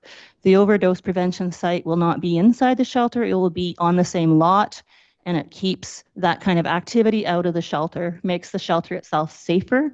The transportation that people do between the overdose prevention site and the shelter will be at minimum and be less impactful to the community. The entire site will be fenced so that there's not the opportunity for people to hurt one another, whether they be from outside the shelter area or inside. Currently, folks that are in danger of perhaps burning down their shelters because they're living rough in the woods, it's very difficult for us to relocate them to a safer place because we don't have a shelter at all. And so whether you're a vulnerable person who is using or somebody who is sober, we, the city, don't have any way to ask people to move into a shelter because there isn't one. We are in dire need of shelters to protect people from the cold. Some of those people are users and some aren't. Here in our city, the use of overdose prevention sites and drug checking have made people in our community safer than other communities that do not have that. We are the only community of our size that has that facility right now. And we're doing such a great job with it. Do we have all of the areas covered? We do not. Are we asking? You bet we are. We ask all the time. Should we take the money from taxpayers and fund it ourselves? I don't think so. We can't afford it. We need to speak up with all the other communities and ask the provincial government to fund more than just shelters for the most vulnerable. We need that. We also need some other things too. So I would hope that you would all join me in continuing to advocate for our community and the need for more services. Just because we're a small community doesn't mean we don't need the range of services that other communities have. So I'm not in favor of this motion because it's a little bit like throwing the baby out with the bathwater. We're not going to protect those people because we can't protect that other person too. That's not how we get this job done. We need to protect all the people and they all need places to go. And we're not going to get there if we start saying no to everything. Thanks. Okay. It's please. I know. Respect from the audience. Okay, so I'm going to talk on this issue because I appear to be the only one that's interested in the majority of the residents of Powell River. And I say this. Point of order, because, Chair. What is your point of order? By saying that you are the only one who speaks on, is concerned about the majority of residents, one might misinterpret what majority of residents think, and also I think is intended to speak down about the rest of council and our interests of connecting with the public. Thank you. Thank you. I will rephrase that and say, I am the only one sitting here today who has actively been involved in forming 3 centers in different cities to help people who were addicted to drugs recover. So from that perspective, I have seen the value of having order in putting together drug recovery programs. That respects the neighborhood. In each of these 3 programs that I was involved with, we never had an issue with the community. The simple answer is why? Because we followed the teachings of one of the leading psychiatrists in North America that said there are rights and there are responsibilities, so that anybody coming into our program had to apprentice so they understood what their rights and what their responsibilities were when they're in this program. And by doing that, some people, the minority, felt we were being too harsh because we're expecting people to adhere to order. But in the end, vast majority of the people that came into our programs left having no addiction.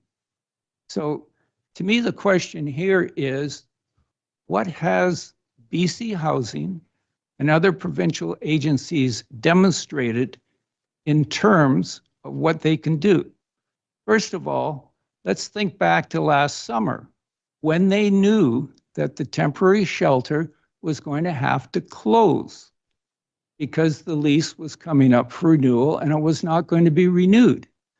So we're sitting here more than a year later without temporary shelter.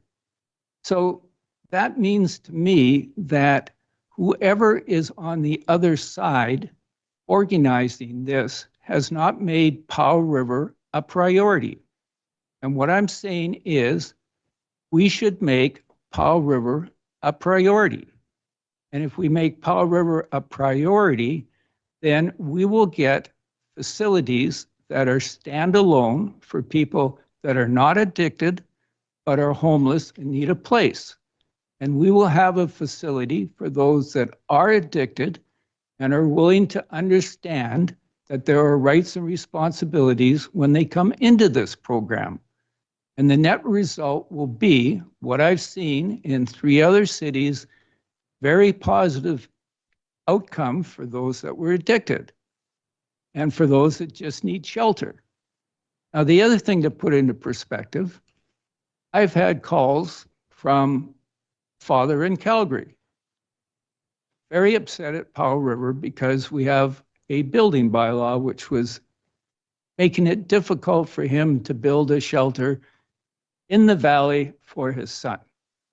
But another call from a mother living outside of Powell River who wanted to know why we were not taking a more active role in ensuring shelter for her daughter. So these are things that we have to make the province aware of. And we have to say that you have to have a program that is respectful of the residents, of the taxpayers, and will deal with small majority of people that are facing various challenges. Either, as Councillor Isaacs pointed out, they can't afford to have a place to live, or for whatever reason, they're addicted. So in terms of this motion, I think that items 3 and 4 make a lot of sense. And I've already talked exhaustively about security. And so some of you may recall that the question came up about lift security. And I made the point that they had $800,000 in sitting in their account, which was not designated for any purpose. They could have easily met a simple request to provide 24-hour professional security. Okay? So again, the question of security to me is a no-brainer. Why would you not want to have the security so that the majority of Powell River residents would feel safe? Okay, and with regard to the lease, that's something that's going on between staff and BC Housing. So that's, anyways. We now have Councillor Palm. Sorry, Your Worship, just wanted to follow up. Excellent comments all around. I'm not going to get into any individual comments were made from individual councillors. That's not my point here. The whole point of this motion is simply to send a message that whatever is presently happening is really not working for the vast majority. And I have to say, in terms of the new facility and the engagement from BC Housing and LIFT to meet with the public, I was fortunate to have a citizen send me their invitation to attend. And so I went online and I got in the door to the first session. And we heard from the citizens, we heard from managers of Save On Foods that said they're going to have to close their facility in Victoria because things are, they're on Pandora Street. It's so bad that their staff will not work in the store. And, you know, we don't want the same thing happening here. That's plain and simple. I advocated, and I will say, I advocated that day during the meeting that there has to be greater consultation with the public, not just an invitation to a small fraction. They need to meet with the public and face the public and hear from the public. And we've asked them to do that, but I don't see it happening. I certainly wish it would. Thank you, Your Worship. Okay, any further before we vote? Oh, I'm calling the motion. All in favor?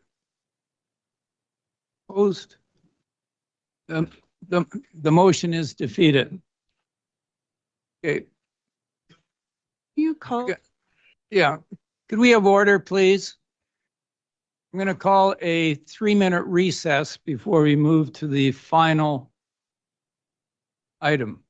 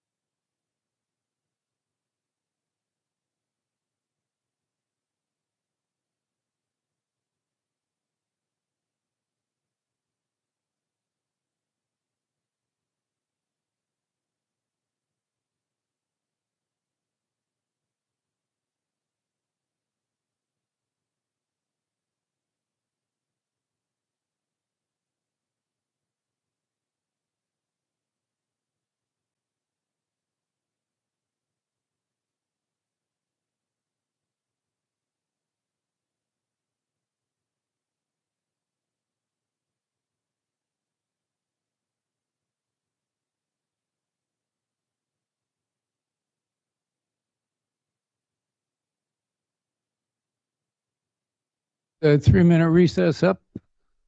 Back online.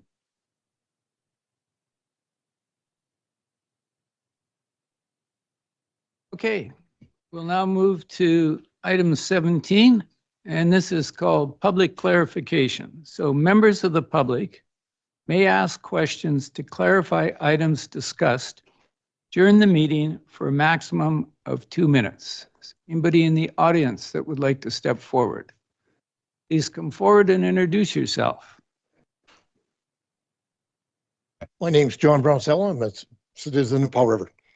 So Councillor Dell keeps talking about negotiations with BC Housing and the lease and all that. How is it I read in the Peak a month ago that they had given a 5-year lease for $10? And who negotiated that? I mean, you're talking about all the property we have around town, leasing and selling, and the only thing we see leased is a whole 5-year lease for $10.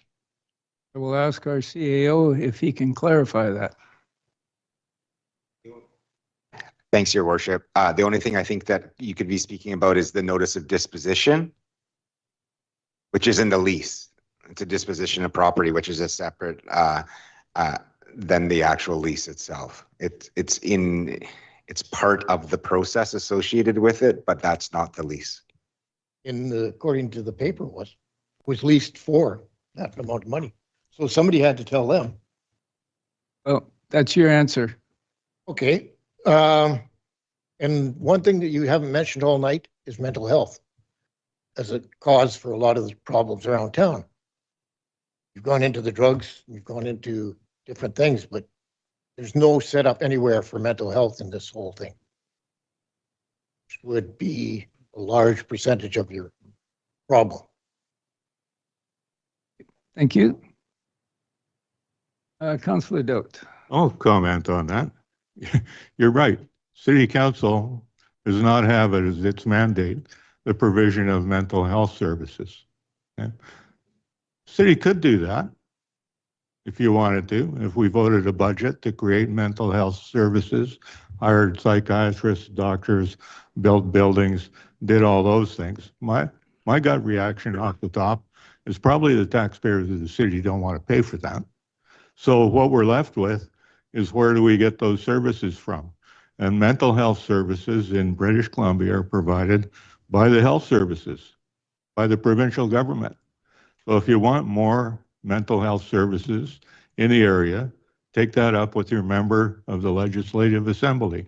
They're the people who do that. Okay. Just a second, please. Whoa. No, hold it. Okay. We'll go to Councillor Elliott if she has an answer to the last question that was provided by the speaker. Yeah, I wanted to thank him for the question. He's absolutely right. Mental health is quite often the reason why people are struggling. Not the only reason, but a contributing factor for sure. Vancouver Coastal Health has a certain amount of complex care beds, which they are still looking for space to put them in, which we are working with them to help them achieve. The additional detox beds that are at the hospital, I think there's 2 now, are up and running. The money that the city has supported through the community forest to go into the Miclac Treatment Center has increased the access for men in our region to treatment, and they are opening up full blower. I think they're doing an opening ceremony on Friday, I think. So our city is taking mental health very seriously. The Cathette Hospital District, which I also sit on, has been advocating with the government for us to be able to consider mental health treatment centers and youth health centers that include mental health as part of the mandate to fund through Cathette Hospital District so that we can make that a priority for our region. And so we are working very, very hard to make it part of our business to have a say in mental health here in our region. And I'm hoping that we make more ground than just the Miclac Center. I think we're wanting a foundry which provides those kinds of services for youth. We're wanting a women's treatment center, which could provide those types of services to women. And we're working very hard on that. Okay, our next speaker. My name is Cameron Bailey, and first of all, I'd like to acknowledge that I am in the country of Canada and the province of British Columbia, as well as everywhere else. Couple of points from tonight.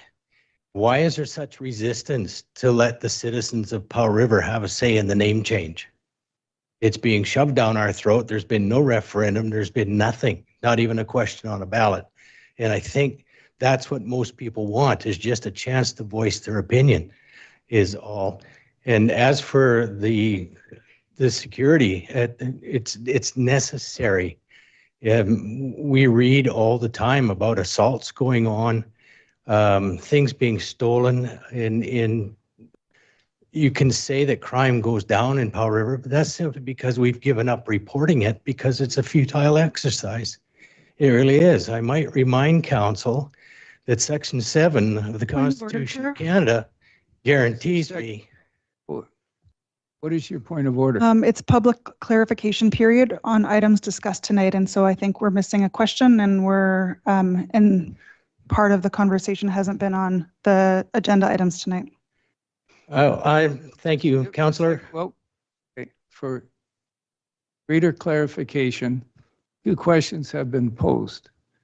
Which questions are you saying were not relevant to the discussion that has taken place this evening? So the current the current path of the speaker is not about questions of clarification. They're rhetorical, meant to share statements, which statements are welcome in the public input period, but we're meant to, in this section, to clarify items that we talked about tonight that people need clarification on. They didn't understand what happened. They didn't understand a decision that was made. And so I'm hoping that I tried to leave a bit of leeway because I was hoping that we'd get there, but we didn't. So that's why I raised a point of order. So I'm going to ask our CAO if he can reiterate the 2 questions that the speaker has brought to us this evening. I can't, no. Sorry, I don't know exactly what his questions of clarification were. There were more statements from what I could tell. If I might make a point of order. No, you can't make a point of order. So we have to rule. We would very much like to have public input, but Councillor Isaacson has led the effort to shut public input down. No, I'm sorry. We have some protocols here that we have to follow. So the point of order has been raised. My position is that the speaker has raised 2 specific questions which they would like input on, which were related to the discussion that has taken place here this evening. So my position is that the point of order is out of order.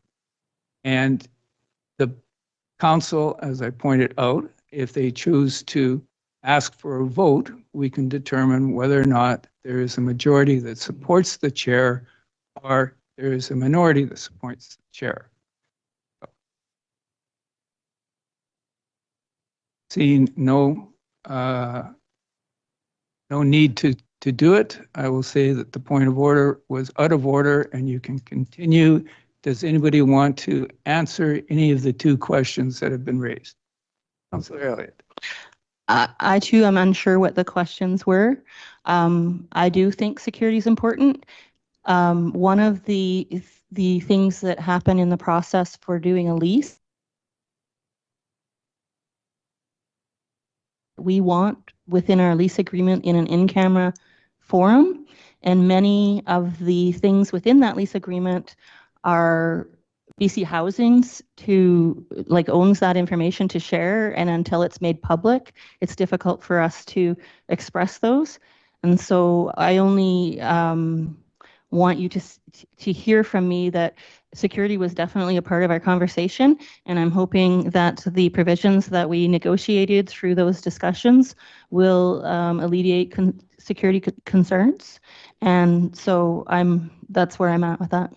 As it stands, security concerns. It's not happening. Section 7 of the Canadian Constitution guarantees me the right of life, liberty, and safety of person, and we don't feel that in this town. Okay, I'm going to have to interrupt.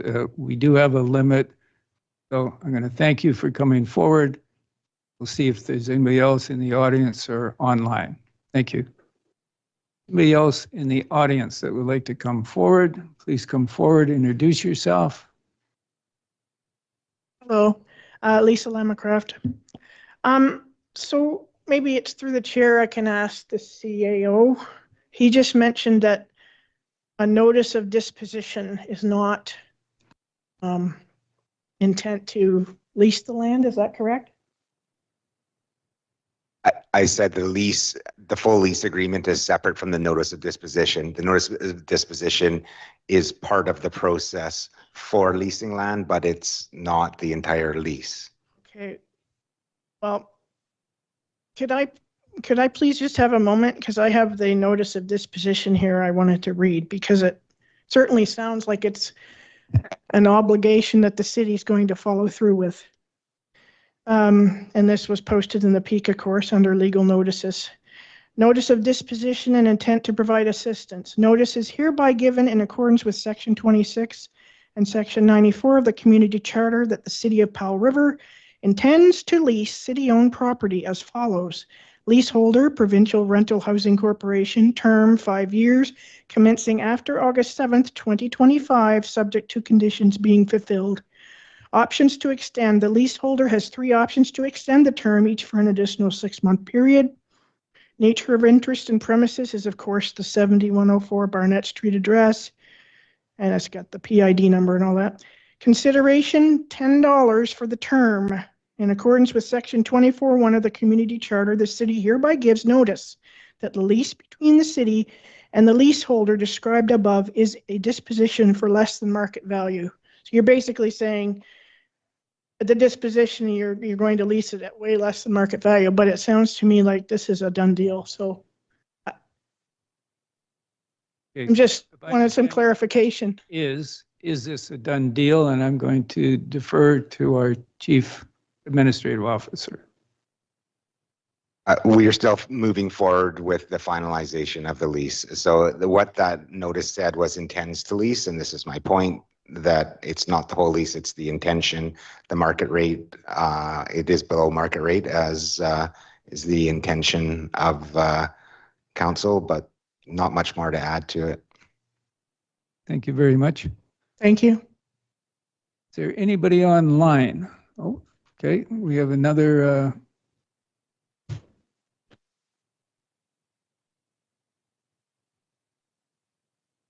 Evening, Council. Ted Vizzuti, Powell River, born and raised.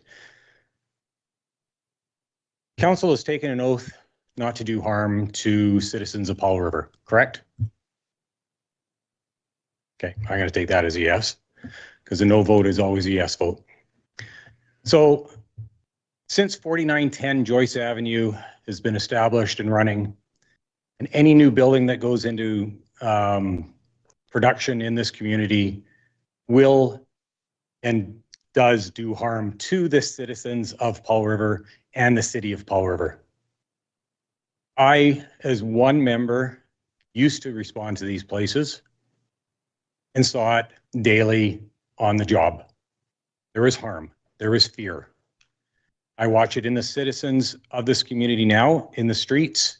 There is harm, there is fear. Your oath said you are to protect this community and the citizens. Why are you not doing that and stopping what is going on at this time?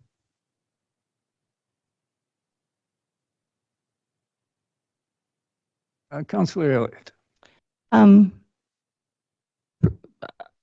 It wasn't on our agenda to talk about the oath, but it might help Mr. Vizzuti to know that the oaths of offices that everybody took are part of our website information, and they're not quite exactly as you have stated. So that being said, I think security is paramount to all of us, and jurisdiction is an issue. We don't necessarily have the jurisdiction to solve all the problems. We work very hard with our police staff. We've increased the amount of people that they can have on staff to help address these things. It was this council that increased that contingent of folks over at the RCMP office that we fund with taxpayer dollars. However, the RCMP do also answer to bigger bosses than us as far as how they prioritize what they're doing.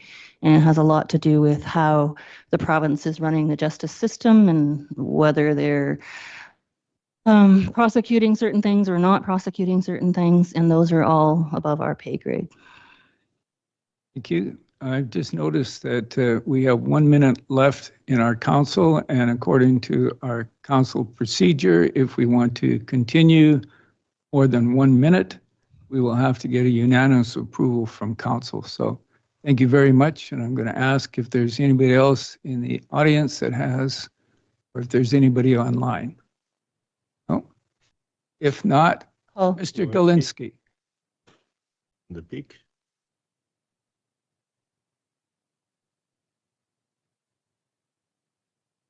Thanks, Your Worship. My question is very quick, actually. With regard to the 2026 to 2030 financial plan, I'm wondering at what point will the tax rates for 2026 be proposed? Final tough question for you. Ah, you got her to talk again. You're welcome.